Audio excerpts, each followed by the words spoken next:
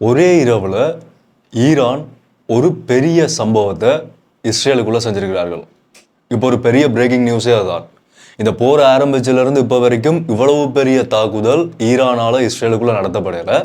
இதுதான் முதலாவது பெரிய தாக்குதலா, பெரிய அளவிலான அழிவுகளும் நிறைய பேருக்கு சேதம் ஏற்படுத்துமா ஒரு முக்கியமான தாக்குதலா இந்த தாக்குதல் ஒரே நாள் இரவில் நடந்து முடிஞ்சிருக்குது. அடுத்த பக்கம் பார்த்தீங்கன்னா அமெரிக்க ஜனாதிபதி டொனால்ட் ட்ரம்பால ஈரானுக்கு ஒரு மிகப்பெரிய வார்னிங், சொல்லப்போனால் ஒரு காலக்கெடு மாதிரி கொடுக்கப்பட்டிருக்குது. அதை பார்த்து இப்போ ஒட்டுமொத்த உலக நாடுகளுமே பதட்டத்தில் இருக்கிறார்கள். ஏற்கனவே இஸ்ரேலும் அமெரிக்காவும் சேர்ந்து ஏனைய நாடுகளையும் இந்த போருக்குள்ள இழுத்து வர்றதுக்கான செயல்பாடுகளில் நிறைய முயற்சி செஞ்சு கொண்டிருந்தார்கள். அந்த நேரத்தில் இப்போ ஒரு காலக்கெடு மாதிரி கொடுக்கப்பட்டிருக்கிறதும் ஒரு பதற்றத்தை உருவாக்கி இருக்குது.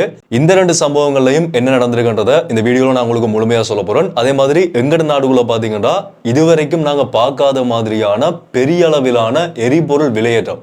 இந்த எரிபொருள் விலையேற்றத்துக்கு பிறகு நாட்டுக்குள்ள ஏகப்பட்ட மாற்றங்கள் வரும்னு சொல்லி எதிர்பார்க்கப்படுது பொருளாதாரத்தில். அதுலேயும் ஒரு சில முக்கியமான அப்டேட்ஸ் வந்திருக்குது. இது எல்லாத்தையுமே தான் இந்த வீடியோவில் விரிவாக முழுமையாக நான் உங்களுக்கு சொல்ல போறேன். ஸோ என்னடா உண்டா முதல்ல இருந்தே விரிவாக விளக்கமாக பார்க்கலாம். அனைவருக்கும் வணக்கம், நான் உங்கள் பிகே கரைகாலன். தொடர்ச்சியானுடைய அப்டேட்ஸை பார்க்கறதுக்கு சப்ஸ்கிரைப் பண்ணிக்கொள்ளுங்க. ஓகே, முதல் விஷயம் என்னென்னு பார்த்தீங்கன்னா இஸ்ரேல் அமெரிக்கா ஈரான் போர் ஆரம்பிச்சு இந்தியோட 23 நாட்கள், இன்றைக்கு மார்ச் 22ஆம் தேதி, இந்தியோட 23 நாட்களை கடந்து போய் கொண்டிருக்குது. இந்த 23 நாட்களில் ஈரானால மேற்கொள்ளப்பட்ட தாக்குதல்கள் எல்லாமே இஸ்ரேலாலையும் அமெரிக்காவினுடைய பேஸாலையும் கல்ஃப் கண்ட்ரீஸில் இருக்கக்கூடிய அமெரிக்காவினுடைய படைத்தளங்களாலையும் முடிஞ்ச வரைக்கும் தடுத்து அந்த மிசைல்ஸ் அழிக்கப்பட்டு கொண்டிருந்தது. ஒரு சில மிசைல்ஸ் தான் அங்கங்கே வெடிச்சு உயிரிழப்புகளும் சேதங்களும் ஏற்பட்டிருந்தது. ஆனால் நேற்று இரவு பார்த்தீங்கன்னா மார்ச் மாதம் 21ஆம் தேதி இஸ்ரேலினுடைய உள்ளூர் நேரப்படி இரவு 10 மணிக்கு இஸ்ரேல் டிமோனா அரட் என்ற இந்த 2 பகுதிகளிலையும் மிகப்பெரிய அளவிலான மிசைல் அட்டாக், பாலிஸ்டிக் மிசைல் அட்டாக்கை ஈரான் தென் இஸ்ரேல் பகுதிகளுக்குள்ள மேற்கொண்டிருக்கிறார்கள். இந்த தாக்குதல் நடத்தப்பட்ட இந்த டிமோனா அரட் இந்த 2 பகுதிகளுக்கு பக்கத்திலையும் ஒரு குறிப்பிட்ட கிலோமீட்டர்ல ஒரு 12-13 கிலோமீட்டருக்கு அங்கால தான் அணு உற்பத்தி நிலையங்கள், இஸ்ரேலினுடைய அணு உற்பத்தி நிலையங்களும் இருந்ததா இப்ப செய்திகள் வெளியாகி இருக்குது. இதுதான் மிகப்பெரிய பிரேக்கிங் நியூஸா இப்ப எல்லா இடங்களையுமே போய்கொண்டிருக்குது. இந்த தாக்குதல்ல 160 பேர் காயமடைஞ்சிருக்கிறார்கள், நிறைய பேர் படுகாயம் அடைஞ்சிருக்கிறதாவும் இஸ்ரேலினுடைய மீடியா சொல்றார்கள். அதுக்குள்ள எங்கட நாட்டுல இலங்கையிலிருந்து போன 4 பேரும் காயம் அடைஞ்சிருக்கிறதா இலங்கையினுடைய செய்திகள் வெளியாகி இருக்குது. அங்க இருக்கக்கூடிய குடியிருப்பு, இந்த தாக்குதல் நடந்த இடம் எங்கன்னு பாத்தீங்கன்னா இஸ்ரேலினுடைய ஒரு குடியிருப்பு பகுதி. அந்த குடியிருப்பு பகுதியில் இருக்கக்கூடிய நிறைய கட்டடங்கள் இடிஞ்சு விழுந்து நிறைய பேர் படுகாயம் அடைஞ்சு ஒரு பெரிய சேதமா, நான் சொன்ன மாதிரி இப்ப வரைக்கும் ஈரானால மேற்கொள்ளப்பட்ட தாக்குதல்கள்லயே இதுதான் முக்கியமான பெரிய ஒரு தாக்குதலா இப்ப பார்க்கப்படுது. இந்த தாக்குதலுக்கு பிறகு இப்ப இஸ்ரேல் பிரதமர் பெஞ்சமின் நெதன்யாகு என்ன சொல்லியிருக்கிறாருன்னு சொன்னா, ஒன்று அவர்களினுடைய நாட்டு மக்களுக்கு உங்களுக்கு அலர்ட் கொடுக்கப்படும் போது எல்லாருமே தயவு செய்து உங்களோட குடியிருப்புகளுக்குள்ள போங்க, உங்களோட வீடுகளுக்குள்ள போய் நீங்க சரியான இடத்துல உங்களை பாதுகாத்துக் கொள்ளுங்க.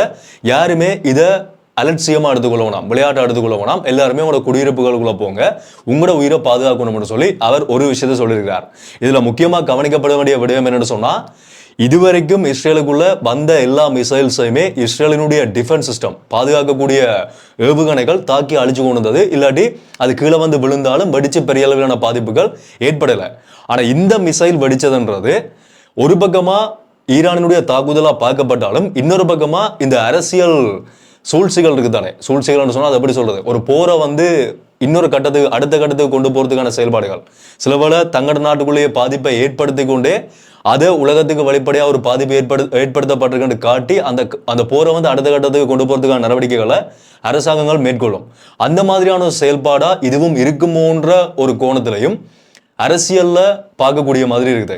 ஏன்னடா இஸ்ரேல்கிட்ட அவ்வளவு அதிநவீனமான தற்காப்பு ஆயுதங்கள் இருக்குது. ஸோ அப்படிப்பட்ட ஆயுதங்களை வச்சுக்கொண்டும் இந்த ஒரு மிசைலை தாக்கி அளிக்க முடியலன்னு சொன்னா அந்த ஒரு கோணத்திலையும் இது பார்க்கப்படுது. அதுக்கான இன்னொரு விஷயத்தையும் தான் பெஞ்சமின் நெதன்யாகு சொல்லியிருக்கிறார். என்ன சொல்லியிருக்கிறாருன்னு சொன்னா, உலக நாட்டு தலைவர்கள் எல்லாருமே இந்த போர்ல வந்து இணைஞ்சு கொள்ளுங்க, இந்த தாக்குதல் எல்லாம் நீங்க பாக்குறீங்க தானே, ஏற்கனவே அமெரிக்காவும் இஸ்ரேலும் இதை உலக போரா மாத்திர மாதிரியான செயல்பாடுகளையும் சில இடங்கள்ல முயற்சி செஞ்சிருக்கிறார்கள்.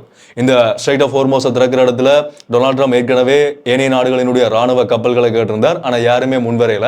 நேட்டோவை கோழை நாடுகள்னு சொல்லி கூட அவர் விமர்சிச்சிருந்தார். ஒருவேளை அந்த நாடுகள் எல்லாமே ஓம் என்று சொல்லி தங்களினுடைய போர்க்கப்பல்களை கொண்டு வந்திருந்தா இது கட்டாயமா 3ஆம் உலக போரா மாறி இருக்கும். எந்தெந்த நாடுகள் உள்ள வரார்களோ அத்தனை நாடுகள் மேலையும் ஈரான் தாக்குதலை நடத்துறதுக்கான வாய்ப்புகள் அதிகமாக இருந்திருக்கும். ஸோ இது பெரிய அளவிலான சிக்கலை உருவாக்க கூடாதுன்ற ஒரே நோக்கத்தில் பொருளாதாரத்தை முக்கியமாக மையமாக கொண்டுதான் நேட்டோ நாடுகள் எல்லாருமே இந்த போருக்குள்ள நாங்கள் உள்ள வரையில என்று சொல்லி விலகி இருந்தார்கள். இப்ப இஸ்ரேல் பிரதமர் சொல்லியிருக்கிறார், இந்த தாக்குதலுக்கு பிறகு இதை பார்த்ததுக்கு பிறகாவது உலக தலைவர்கள் எல்லாருமே வாங்க வந்து இந்த போர்ல இணைஞ்சு கொள்ளுங்க, அப்பதான் நாங்க ஈரானை கட்டுப்படுத்த முடியும். அப்படி இல்லைன்னு சொன்னா இதே தாக்குதல் உங்களோட நாடுகளுக்குள்ளே நடக்கும் என்று சொல்லி அவர் ஒரு விஷயத்த சொல்லியிருக்கிறார். பாருங்க, இது எப்படி உலக போரா மாத்துறதுக்கான முயற்சிகள் இந்த அமெரிக்கா இஸ்ரேல் பக்கங்கள்ல இருந்து மேற்கொள்ளப்படுதுன்றத. இது யாருமே நீங்க சப்போர்ட் பண்ணக்கூடியார்கள் வந்துட்டு நீ என்ன இஸ்ரேலுக்கும் அமெரிக்காவும் எதிராக கதைக்கிறியா, ஈரானுக்கு எதிராக கதைக்கிறியான்னு சொல்லி எல்லாம் யோசிக்காதீங்க. கொஞ்சம் இதெல்லாத்தையுமே விட்டு வெளியில வந்து சிந்திச்சு பாருங்க. இது யாருக்கு நீங்க சப்போர்ட் பண்றீங்கன்றத பார்க்கக்கூடிய நேரம் கிடையாது. சப்போர்ட் பண்றாங்களுக்கு சொல்லிக் கொள்றேன், இது உலக பொருளாதாரம். நீங்க சப்போர்ட் பண்ற நீங்க ஒவ்வொருத்தரும் 1 லிட்டர் பெட்ரோலுக்கு நீங்க எவ்வளவு காசு கொடுக்குறீங்க கொஞ்சம் யோசிச்சு பாருங்க. நேற்று கொடுத்த காசுக்கும் இன்றைக்கு நீங்க கொடுக்குற காசுக்கும் எவ்வளவு வித்தியாசம் இருக்குது. ஒரு அரிசிக்கு நீங்க திங்கக்கிழமை எவ்வளவு காசு கொடுக்க போறீங்க, நாளைக்கு போய் நீங்க அரிசி வாங்கும் போது எவ்வளவு காசு கொடுக்க போறீங்கன்னு சொல்லி உங்களுக்கு தெரியுமா? எப்பேற்பட்ட பாதிப்புகளை இதை ஏற்படுத்துன்றது தெரியுமா? சும்மா எல்லாருமே படுகொலை செய்கிறவர்கள் தான் இங்க பாதிக்கப்பட்டு கொண்டிருக்கக்கூடியவர்கள் யாருன்னு பார்த்தா முழு பேரும் மக்கள் தான். 1000-2000 கடந்து இறந்தவர்களுடைய எண்ணிக்கை போய் கொண்டிருக்குது. அது அமெரிக்கா இஸ்ரேல் இருக்கக்கூடிய மக்களா இருந்தாலும் சரி, ஈரான்ல இருக்கக்கூடிய மக்களா இருந்தாலும் சரி. போரினுடைய விளைவு, கடைசி விளைவுன்றது உயிரிழப்பும் பொருளாதாரத்தினுடைய வீழ்ச்சியும் தான். அதைத்தான் நாங்கள் விளைவு கொள்ளணுமே தவிர நெதன்யாகு உயிரோடு இருக்கிறாரா, டொனால்ட் ட்ரம்ப் என்ன செய்கிறார், ஈரான்ல என்ன நடக்குதுன்ற ஈரான் தலைவர்கள் என்ன செய்கிறார்கள்ன்றதை பார்க்கறதுல எந்த பிரயோசனமும் இல்லை. அடுத்த வேளை என்னால் சாப்பிட முடியுமா, அதுதான். இந்த போர் எல்லாமே ஒரு முழுமையான பிஸ்னஸ். அதை நாங்கள் விளங்கி கொள்ளணும். அதை விளங்கி கொள்ளாமல் சும்மா எங்களுக்குள்ள கமெண்ட்ல வந்து சண்டை பிடிச்சு கொண்டிருக்கிறதால எந்த பயனுமே இல்லை. சாரி, ஒரு சிலருக்கு விளங்காது. அதனால தான் இதை நான் கொஞ்சம் ஆழமாக சொல்லிக்கொள்கிறேன். ஸோ இந்த ஒரு நிலைமையில தான் இப்போ இஸ்ரேலுக்குள்ள ஈரானினுடைய தாக்குதல்கள், இந்த ஒரு தாக்குதல் பெரிய ஒரு தாக்குதலாக நடத்தப்பட்டிருக்குது. இது வந்து முதலாவது விஷயம். அடுத்தது ஈரானுக்கு சிக்கலா மாறி இருக்கிற விடயம் என்னன்னு பார்த்தீங்கன்னா, அமெரிக்க ஜனாதிபதி டொனால்ட் ட்ரம்ப் தண்ட ட்ரூத் சோஷியல் மீடியாவில் ஒரு போஸ்டை போட்டிருந்தார். அந்த போஸ்ட் போடப்பட்ட டைம் என்னன்னு பார்த்தீங்கன்னா மார்ச் 22ஆம் தேதி 5:14 AM காலையில் 5:14க்கு ஒரு போஸ்ட் போடுறார். அதில் அவர் என்ன சொல்லியிருக்கிறாருன்னு சொன்னா, ஈரான் நாங்கள் உங்களுக்கு 48 மணி நேர கால அவகாசம் கொடுக்குறோம். ஒரு காலக்கெடு மாதிரி 48 மணி நேரம் கொடுக்குறோம். இந்த 48 மணி நேரத்துக்குள்ள நீங்க ஸ்ட்ரைட் ஆஃப் ஹோர்மோஸை திறந்தாகணும். எந்த ஒரு அச்சுறுத்தலுமே இல்லாம, எல்லா கப்பல்களும் தாக்குதல் அச்சுறுத்தல் இல்லாம அந்த பகுதியை கடந்து வர மாதிரி 48 மணி நேரத்துக்குள்ள நீங்க ஸ்ட்ரைட் ஆஃப் ஹோர்மோஸ் பகுதியை திறக்கணும். அப்படி இல்லையான்னு சொன்னா ஈரான்ல இருக்கிற பவர் பிளான்ஸ், மின் உற்பத்தி நிலையங்களை நாங்க தாக்கி முழுமையா அழிப்போம். முதலாவது உங்களோட பெரிய மின் உற்பத்தி நிலையத்தில் ஆரம்பிச்சு எல்லா மின் உற்பத்தி நிலையங்களையும் நாங்க முழுமையா தாக்கி அழிப்போம் 48 மணி நேரத்துக்குள்ள நீங்க இதை செய்யாட்டி என்று சொல்லி ஒரு எச்சரிக்கை கொடுக்கிற மாதிரி டொனால்ட் ட்ரம்ப் போட்டிருக்கிறார். ட்ரம்ப் சொன்ன மாதிரி சரியா அந்த 48 மணி நேரம் முடிகிற நேரம் என்னன்னு பாத்தீங்கன்னா மார்ச் 24ஆம் தேதி காலை 5:14 AM. இந்த நேரத்துக்குள்ள ஈரான் இதை செய்யணும்னு சொல்லி டொனால்ட் ட்ரம்ப் சொல்லியிருக்கிறார். ஈரானோட ஒட்டுமொத்த நாட்டினுடைய 98% மின்சாரம் கிடைக்கிறது அங்கிருந்து பாத்தீங்கன்னா அங்க இருக்கக்கூடிய இந்த மின்சார உற்பத்தி நிலையங்கள் இருந்துதான். 2024ஆம் ஆண்டு தரவின்படி ஈரானுக்குள்ள மொத்தமா 145 மின் உற்பத்தி நிலையங்கள் இருக்கு. அதுல இருந்து 93,000 மெகாவாட்ஸ் மின்சாரத்தை ஈரான் உற்பத்தி செய்து 94% மின்சார தேவைகளை அங்கிருந்து தான் பெற்றுக்கொண்டிருக்கிறார்கள். ஏற்கனவே இந்த போர் ஆரம்பிச்ச நேரத்திலிருந்து இந்த 23 நாட்களும் ஈரானுக்குள்ள இன்டர்நெட் பிளாக் அவுட், முழுமையா இன்டர்நெட் இல்லாம தான் ஈரான் இருந்து கொண்டிருக்கிறார்கள். அங்கு உள்ளுக்குள்ள இருக்கக்கூடிய சில சேவைகளை பயன்படுத்தி தான் ஏனைய இணைய சேவைகள் எல்லாமே இயங்கி கொண்டிருக்கிறதா செய்திகள்ல எங்களால் பார்க்கக்கூடிய மாதிரி இருக்குது. ஸோ அதுல இப்ப மின்சாரம் மேலையும் தாக்குதல் நடத்தப்படுமா இருந்தா, இந்த மின் நிலையங்கள் மேலேயும் தாக்குதல் நடத்தப்படுமா இருந்தா ஈரானுக்குள்ள மின்சாரமும் பிளாக் அவுட் ஆகிறதுக்கான வாய்ப்புகள் இருக்குன்னு சொல்லி எச்சரிக்கப்பட்டிருக்குது. ஆனா இதுக்கு பதிலா ஈரான் என்ன சொல்லியிருக்கிறார்கள்னு சொன்னா, ஒருவேளை டொனால்ட் ட்ரம்ப் சொன்ன மாதிரி 48 மணி நேரத்துக்குள்ள நீங்க இதை செய்வீங்களா இருந்தா, இந்த 48 மணி நேரத்துல நாங்க ஸ்ட்ரைட் ஆஃப் ஹோர்மோஸை திறக்காம நீங்க எங்கட மின் உற்பத்தி நிலையங்கள் மேல தாக்குதலை நடத்துவீங்களா இருந்தா கல்ஃப் கண்ட்ரீஸ்ல இருக்கக்கூடிய உங்களோட எல்லா எனர்ஜி ஃபெசிலிட்டிஸ் மேலையும் நாங்க தாக்குதலை நடத்துவோம். எதென்று பார்க்க மாட்டோம், எல்லாத்தின் மேலையும் தாக்குதல் நடத்தி அதை நாங்க அழிப்போம்னு சொல்லி ஈரான் இதுக்கு எதிரான ஒரு எச்சரிக்கையை அமெரிக்காவுக்கு கொடுத்திருக்கிறார்கள். ஸோ ஒட்டுமொத்தத்தில் ரெண்டு பக்கமும் எந்த நாடுகள் தாக்குதலை நடத்துமா இருந்தாலும் இந்த ஒரு சம்பவம் உலக நாடுகளுக்கு தான் பெரிய அளவிலான ஒரு பதட்டத்தை உருவாக்கி இருக்குது. இந்த ஸ்ட்ரைட் ஆஃப் ஹோர்மஸை திறக்காட்டி ஈரான் மேல இப்படியான தாக்குதல்களை நடத்துவார்களா இருந்தா இந்த போர் இப்போதைக்கு முடிவடையாது. அதே மாதிரி பதில் தாக்குதலை ஈரான் செய்வார்களா இருந்தாலும் பாதிப்பு உலக நாடுகளுக்கு தான், ஆசிய நாடுகள்ல இருந்து எல்லா நாடுகளுக்குமே தான் இந்த பாதிப்பினுடைய விளைவு உருவாகும். இந்த பெட்ரோலிய பிரச்சனை வந்ததுல இருந்து உலகத்துல 95 நாடுகள்ல பெட்ரோலியத்தினுடைய விலைகள் அதிகரிக்கப்பட்டிருக்குது. இலங்கைக்குள்ள மட்டும் நினைக்காதீங்க, உலகம் முழுக்க 95 நாடுகள்ல பெட்ரோலினுடைய விலைகள் அதிகரிச்சிருக்குது. இலங்கைக்குள்ள அதிகரிக்கப்பட்ட மாதிரியும் சில நாடுகள்ல அதை விட அதிகமாகவும் அதிகரிக்கப்பட்டிருக்குது. இந்த ஸ்ட்ரைட் ஆஃப் ஹோர்மஸ் வழியா ஈரான் சொல்லியிருக்கிறார்கள், எங்கட நாட்டோட எதிரி நாடுகள் தவிர வேற எந்த நாடா இருந்தாலும் நீங்க எங்கள்கிட்ட அனுமதி பெற்று உங்களோட கப்பலை கொண்டு போகலாம், எரிபொருளை கொண்டு போகலாம், நாங்க அதன் மேல தாக்குதல் நடத்த மாட்டோம், எங்கள்கிட்ட அனுமதி பெற்று கொண்டு போகலாம் சொல்லியிருக்கிறார்கள். ஆனா அதுல என்ன பிரச்சனை பாத்தீங்கன்னா, இன்றைக்கு தான் ஒரு முக்கியமான தகவல் வெளியாக இருக்குது. ஸ்ட்ரைட் ஆஃப் ஹோர்மோஸை கடந்து போற கப்பல்கள்கிட்ட ஈரான் எவ்வளவு பணம் வாங்கினார்கள், அந்த டோல் பணம் இருக்கு தானே, டோல்கேட்டுக்கான ஒரு காசு இருக்கு தானே, அதுவா எவ்வளவு காசு வாங்குறார்கள் தெரியுமா? ஒவ்வொரு கப்பலுக்கும் $2 மில்லியன் பணம் அறவிடப்படுறதா ஈரானினுடைய பாராளுமன்ற உறுப்பினர் ஒருத்தர் சொல்லியிருக்கிறார். ஒரு கப்பலுக்கு $2 மில்லியன். இதுக்கு முதல் எவ்வளவு அறவிடப்பட்டன்றது தெரியல. ஆனா இந்த போர் பதட்டமான காலகட்டத்தில் போர் செலவை நிவர்த்தி செய்யறதுக்காக எங்கட கட்டுப்பாட்டில் நாங்கள் மூடி வச்சிருக்கிற இடங்கள்ல நீ கப்பலை கொண்டு போகணும்னு சொன்னா $2 மில்லியன் எனக்கு கட்டு, அப்படி தந்தியன்னு சொன்னா உண்ட கப்பல் தாராளமா போகலாம். எந்த நாட்டில் எதிரி நாடு இல்லாமல் இருந்தா மட்டும் நீ $2 மில்லியன் தந்துட்டு நீ தாராளமாக கொண்டு போகலாம்னு சொல்லி ஈரான் ஒரு பயங்கரமான டிமாண்டை ஸ்ட்ரைட் ஆஃப் ஹோர்மோஸ்ல இப்போ முன் வச்சிருக்கிறார்கள். எப்படி பார்த்தாலும் அப்படி பார்த்தாலும் போர் பக்கமா இருக்குது. எப்படி பார்த்தாலும் இவர்கள் வாங்கக்கூடிய பணத்தினால ஒட்டுமொத்தத்தில் க்ரூட் ஆயிலினுடைய விலை $112 கடந்து இப்ப போய்கொண்டிருக்குது ஒரு பெரலுக்கான விலை. ஓகே, இப்ப எங்கட நாட்டு கதைக்கு வருவோம். எங்கட நாட்டுக்குள்ள நேற்றிரவோட மார்ச் 21 நள்ளிரவோட எரிபொருள் விலைகள்ல மாற்றம் செய்யப்பட்டது. இதுவரைக்கும் நாங்க வரலாற்றுல பார்க்காத மாதிரியான ஒரு எரிபொருள் விலை மாற்றம் என்று சொல்லி கூட சொல்லலாம்.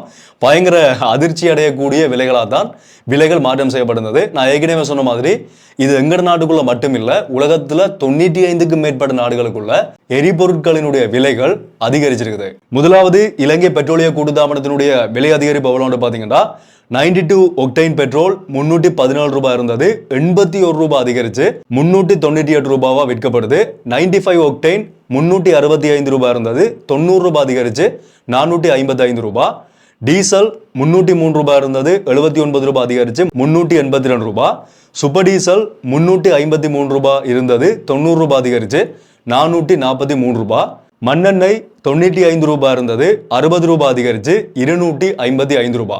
இது இலங்கை பெட்ரோலிய கூட்டுத்தாபனத்தினுடைய விலை அதிகரிப்பு. அடுத்தது சினோபெக்கினுடைய விலை அதிகரிப்பு எவ்வளோன்னு பார்த்தீங்கன்னா, 92 ஒக்டைன் $317 வித்தது, $81. இலங்கை பெட்ரோலிய கூட்டுத்தாபனம் மாதிரியே அதே விலையில் அதிகரிச்சு $398 விற்கப்படுது. 95 ஒக்டைன் $365 விற்கப்பட்டது, $122 அதிகரிச்சு $487 விற்கப்படுது.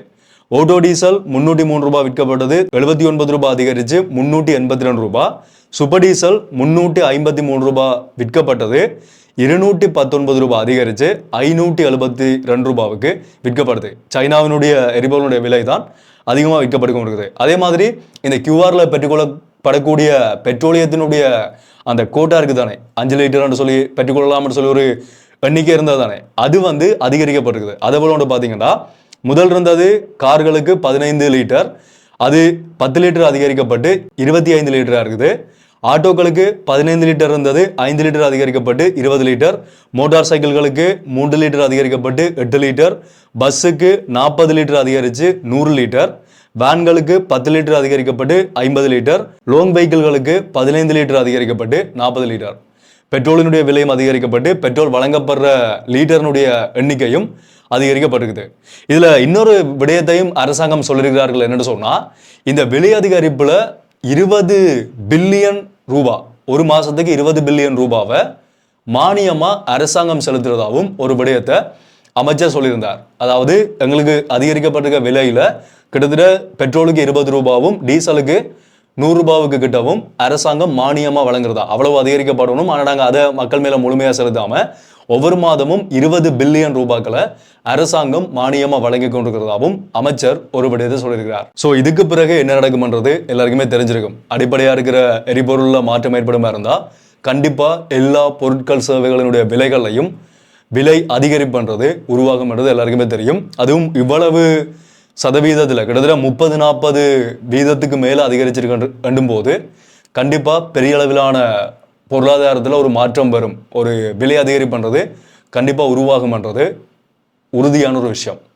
நான் சொன்ன மாதிரி இந்த போர் நாளைக்கே முடிஞ்சால் கூட இந்த வருடம் முடியும் வரைக்கும் ஏறின எரிபொருட்களினுடைய விலைகள் இப்போ ஏறின மாதிரியே இறங்காது. ஒரு குறிப்பிட்ட சதவீதத்தில் தான் இறங்குமே தவிர அவ்வளோ முழுமையாகவும் டக்குன்னு கீழே வராது. ஏன்னா அங்கே 2 நாட்டு பக்கமுமே பெரிய அளவில் கட்டுமானங்கள் சிதைவடைஞ்சிருக்குது. கேஸாக இருந்தாலும் சரி, முக்கியமான எல்லா இடத்துலையுமே தான் தாக்குதல் நடந்திருக்குது. ஸோ அவ்வளவு கட்டுமானங்களும் சீர் செய்யப்பட்டு திரும்பவும் 2 நாடுகளும் பழைய நிலைமைக்கு, கல்ஃப் கண்ட்ரீஸும் ஈரானும் பழைய நிலைமைக்கு வாரன்னு சொன்னால் கண்டிப்பாக ஒரு குறிப்பிட்ட காலகட்டம் எடுக்கும். அது சரி செய்யப்பட்டு வளமைக்கு உலகம் இந்த பழைய விலைகளுக்கு திரும்புறன்றது ஒரு நீண்ட காலகட்டம் எடுக்கும்னு சொல்லி நான் நினைக்கிறேன். ஸோ இவ்வளோ விடயங்களையும் தான் இந்த வீடியோவில் உங்களோட ஷேர் பண்ணி வச்சிருந்தேன். தொடர்ச்சி அவர்களுடைய அப்டேட்ஸ் எல்லாத்தையுமே நான் அடுத்தடுத்த வீடியோ உங்களுக்கு அப்டேட் பண்ணுறேன். அப்டேட்ஸ் தெரிஞ்சு கொள்றதுக்கு சப்ஸ்கிரைப் பண்ணிருப்பீங்க. அப்படி பண்ணலான்னு சொன்னால் இப்போ சப்ஸ்கிரைப் பண்ணி இந்த பெல் ஐக்கனை கிளிக் பண்ணி ஒரு ஆப்ஷன் சொல்லுங்கள். அப்போ நான் அப்லோட் பண்ண வீடியோஸ் எல்லாமே தொடர்ச்சி உங்களுக்கு கொடுத்தேன் நோட்டிஃபிகேஷன்ஸாக வரும். ஸோ மீண்டும் ஒரு வீடியோவில் சந்திப்போம். நன்றி.